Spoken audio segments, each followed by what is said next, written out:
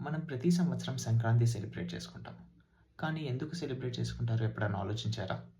సంక్రాంతి అంటే just festival కాదు. ఇది సూర్యుడి ప్రయాణంలో ఒక ముఖ్యమైన రోజు. ఈ రోజు సూర్యుడు మకర రాశిలోకి ఎంటర్ అవుతారు. అందుకే దీనిని మకర సంక్రాంతి అని కూడా అంటాం. ఇక్కడ నుంచి సూర్యుడు నార్థరన్ హెమిస్ఫియర్కి మోవడం మొదలు పెడతారు. అందుకే ఇప్పటి నుంచి గడిచే కాలాన్ని ఉత్తరాయణం అంటాము. ఇప్పటి నుంచి పగటి సమయం పెరుగుతుంది, రాత్రి సమయం తగ్గుతుంది. మన ఎర్త్ టిల్ట్ అయి ఉండడం వల్ల ఇది జరుగుతుంది.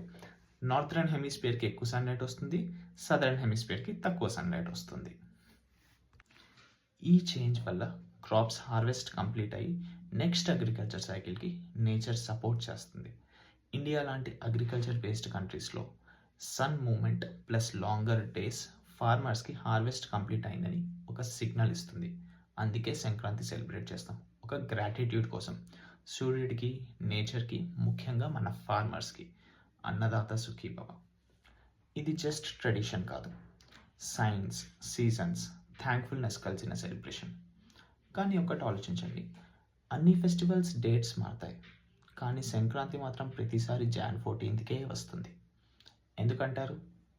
కామెంట్ చేయండి. నెక్స్ట్ షాట్లో చెప్తా జస్ట్ వై.